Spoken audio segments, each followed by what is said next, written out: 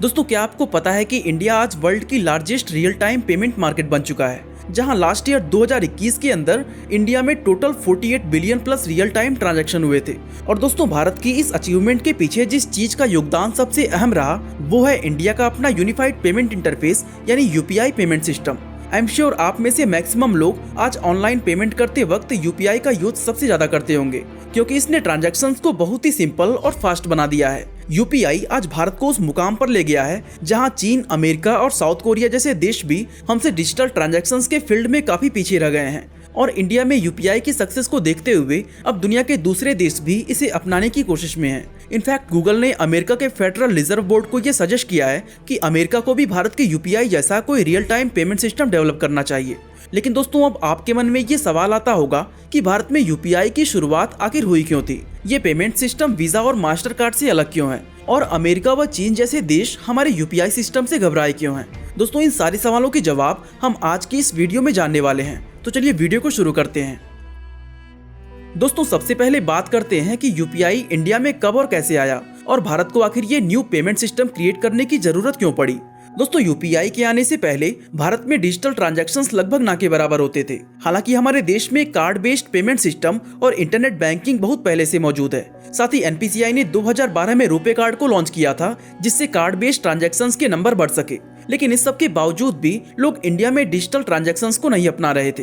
दोस्तों, आरबीआई के डेटा के अकॉर्डिंग साल 2011 में ऑन एन एवरेज भारत का हर एक व्यक्ति सिर्फ 6 नॉन कैश ट्रांजैक्शन किया करता था, जबकि उस समय भारत के 1 करोड़ से ज्यादा retailers card based payment accept करने लगे थे। इसका सीधा सीधा मतलब ये था कि कार्ड्स और इंटरनेट बैंकिंग जैसे पेमेंट सिस्टम लोगों के लिए इजिली एक्सेसिबल नहीं थे, जिसके चलते ज्यादातर लोग अपने ट्रांजैक्शंस कैश में ही करना प्रेफर कर रहे थे। अब दोस्तों, कैश ट्रांजैक्शन से इंडियन गवर्नमेंट को मेनली 2 प्रॉब्लम थी।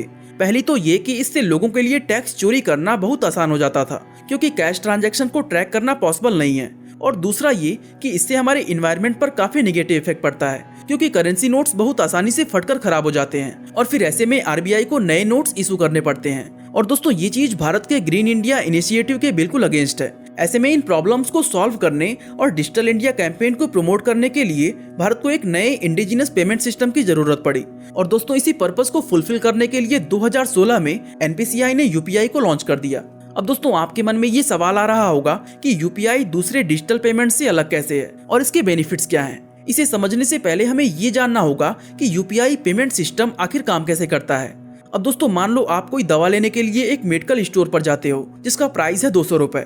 इसका बिल पेमेंट आप अपने गूगल पे ऐप के थ्रू करते हो, जिसमें आपने अपना एसबीआई का अकाउंट ऐड कर रखा है। तो यहाँ पर एसबीआई एक इशूइंग बैंक कहलाएगा और गूगल पे एक पेयर ऐप होगा, जिसको हम पेयर पेमेंट सर्विस प्रोवाइडर यानी पेयर पीएसपी भी कहते हैं। दोस्तों, आगे बढ़ने से पहले आपको बता दें कि यूपीआई पेमेंट में एनपीसीआई का बहुत बड़ा रोल है। दरअसल एनपीसीआई एक नॉन प्रॉफिट ऑर्गेनाइजेशन है और पेमेंट सर्विस प्रोवाइडर मतलब गूगल पे और बैंक्स के बीच में जो भी डेटा ट्रांसफर हो रहा है उसको एनपीसीआई ही वेरीफाई करता है। मतलब एनपीसीआई एक मीडिएटर की तरह काम करता है, ठीक वैसे ही जैसे कार्ड बेस्ड ट्रांजैक्शन में वीजा और मास्टर कार्ड करते हैं। तो जब आप ट्रांजैक्शन को कंप्लीट करने के लिए अपने गूगल पे ऐप में यूपीआई पिन को सबमिट करोगे तो एनपीसीआई इशूइंग बैंक से मतलब आपके एसबीआई अकाउंट से 200 रुपए काटने का रिक्वेस्ट करेगा। दोस्तों, इस रिक्वेस्ट को फुलफिल करने से पहले आपका बैंक ये चेक करता है कि आपके अकाउंट में ट्रांजैक्शन करने के लिए इनफ फंड्स हैं या नहीं, और अगर आपके अकाउंट में पैसा कम है तो ट्रांजैक्शन उसी समय डिक्लाइंड हो जाएगा। अदरवाइज बैंक आपके अकाउंट से 200 रुपए डेबिट करके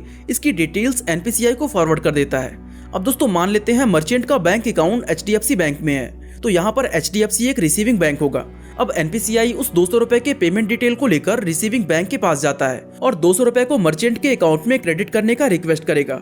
इसके बाद दोस्तों, रिसीविंग बैंक उस 200 रुपए को एक्सेप्ट करके इसकी इन्फॉर्मेशन एनपीसीआई को वापस फॉरवर्ड कर देगा। इसके बाद एनपीसीआई ये डिटेल्स आपके पेयर पीएसपी यानी गूगल पे को फॉरवर्ड करता है और इसी डिटेल के बेसिस पर आपके फोन में पेमेंट सक्सेसफुल होने का और मर्चेंट के फोन में पेमेंट रिसीव होने का नोटिफिकेशन आ जाता है। और दोस्तों, इस तरह ये यूपीआई ट्रांजैक्शन कंप्लीट हो जाता है। दोस्तों, आज भारत में हो रहे डिजिटल ट्रांजैक्शंस में करीब 60% शेयर यूपीआई का है, जहां हर महीने on an average 8 lakh crore रुपए के ट्रांजैक्शन सिर्फ यूपीआई के थ्रू हो रहे हैं। और दोस्तों, एनपीसीआई के एक डेटा के अकॉर्डिंग फाइनेंशियल ईयर 2021 से 2022 के अंदर यूपीआई ने $1 ट्रिलियन के नंबर को क्रॉस कर दिया है और एक्सपर्ट्स का मानना है कि इस साल ये नंबर इससे भी कहीं ज्यादा बड़ा होने वाला है। अब दोस्तों ऐसे में सवाल आता है कि यूपीआई में आखिर ऐसी क्या खास बात है जिसके आने से इंडिया के डिजिटल पेमेंट मार्केट में इतना बड़ा बदलाव आ गया और दूसरे पेमेंट सिस्टम जैसे बैंकिंग कार्ड्स, मोबाइल वॉलेट्स और इंटरनेट बैंकिंग की जगह लोग अब यूपीआई को प्रेफर क्यों कर रहे हैं। दोस्तों यूपीआई के इस सक्सेस के पीछे कई अलग अलग रीजंस हैं और इसका पहला रीजन ये है कि यूपीआई के थ्रू पेमेंट काफी सिंपल और फास्ट हो जाता है। फॉर एग्जाम्पल, अगर आप यूपीआई की जगह कार्ड का यूज करते हैं तो पहले तो आपको अपना card number, expiry date, CVV और कार्ड होल्डर नेम एंटर करना पड़ता है और फिर इसके बाद आपके फोन पर एक ओटीपी आता है जिसे सबमिट करने के बाद ही आपकी ट्रांजैक्शन कंप्लीट हो पाती है। जबकि दोस्तों यूपीआई के थ्रू आप सेम ट्रांजैक्शन सेकंड्स में कर सकते हैं क्योंकि इसमें आपको इतनी सारी डिटेल्स नहीं भरनी पड़ती। और दोस्तों अभी हाल ही में आरबीआई ने यूपीआई 123 पे नाम की एक नई सर्विस को अनाउंस किया है जिसकी हेल्प से लोग बिना कोई इंटरनेट के भी यूपीआई पेमेंट को कर सकेंगे। इसके अलावा दोस्तों यूपीआई का सबसे बड़ा बेनिफिट है इसका इंटरऑपरेबल होना।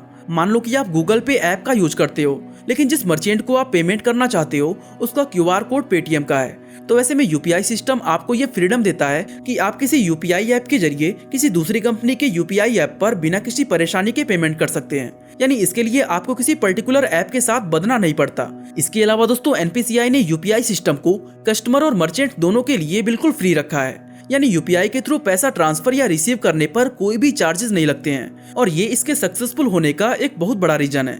दरअसल दोस्तों कार्ड बेस्ड पेमेंट सिस्टम में मर्चेंट को हर एक ट्रांजैक्शन पर 3.5% तक का एमडीआर फी चुकाना पड़ता है। अब इंडिया में जहां छोटे व्यापारियों का प्रॉफिट मार्जिन केवल 5 से 10% है, उसमें वो 3.5% का एमडीआर फी भला कैसे अफोर्ड कर सकते हैं। लेकिन आज यूपीआई की बदौलत भारत का छोटा से छोटा व्यापारी भी डिजिटल पेमेंट सिस्टम को अडॉप्ट कर पाया। दोस्तों यूपीआई सिस्टम की एक खासियत ये भी है कि ये टेक्नोलॉजी हाईली सिक्योर्ड है क्योंकि इसका एन्क्रिप्शन बहुत ही स्ट्रांग है। साथ ही यूपीआई की हर एक ट्रांजैक्शन में 2 फैक्टर ऑथेंटिकेशन का यूज किया जाता है।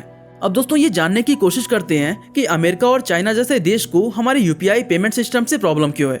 असल में दोस्तों इंडिया में यूपीआई की सक्सेस ने दुनिया के बड़े बड़े देशों को अट्रैक्ट किया है और बहुत सारे देश अब हमारे यूपीआई को अपनाने की कोशिश कर रहे हैं। इनफैक्ट सिंगापुर, भूटान, मलेशिया और यूएई जैसे कई देशों में यूपीआई ऑलरेडी इंटर कर चुका है और साथ ही एनपीसीआई अब इस पेमेंट सिस्टम को रसिया और ऑस्ट्रेलिया ले जाने की तैयारी में है। दोस्तों इतना ही नहीं, यूपीआई की सक्सेस को देखते हुए गूगल ने अमेरिका को यह सजेस्ट किया है कि उन्हें भी यूपीआई जैसा कोई पेमेंट सिस्टम डेवलप करना चाहिए। लेकिन दोस्तों इसकी पॉसिबिलिटी बहुत कम है कि यूएस इसे अडॉप्ट करेगा क्योंकि अमेरिका की ऑलरेडी स्विफ्ट नाम का एक पेमेंट सिस्टम है जिसके जरिए दुनिया भर में इंटरनेशनल ट्रांजैक्शन किए जाते हैं। और आपकी जानकारी के लिए बता दें कि इंटरनेशनल ट्रांजैक्शन में स्विफ्ट की मोनोपोली है। दोस्तों स्विफ्ट के थ्रू होने वाले हर एक ट्रांजैक्शन पर बैंक्स एक अच्छी खासी एक्सचेंज फी चार्ज करते हैं। लेकिन आज भारत का ये यूपीआई टेक्नोलॉजी आने वाले समय में स्विफ्ट का अल्टरनेटिव बन सकता है और दोस्तों इसीलिए अमेरिका यूपीआई को एक थ्रेट की तरह देखता है। ठीक ऐसा ही हाल हमारे पड़ोसी देश चाइना का भी है। दरअसल चाइना रशिया यूक्रेन वॉर का फायदा उठाकर अपने पेमेंट सिस्टम यूनियन पे को रूस में स्टैब्लिश करना चाहता है। लेकिन दोस्तों चीन को ये अच्छी तरह मालूम है कि यूपीआई टेक्नोलॉजी से लेकर ईज ऑफ यूज तक हर एक चीज में यूनियन पे से कहीं बेहतर है। अब चूंकि इंडिया भी यूपीआई को रूस में ले जाने की प्लानिंग कर रहा है, ऐसे में दोस्तों चीन को ये डर है कि यूपीआई उसके यूनियन पे पर भारी ना पड़ जाए।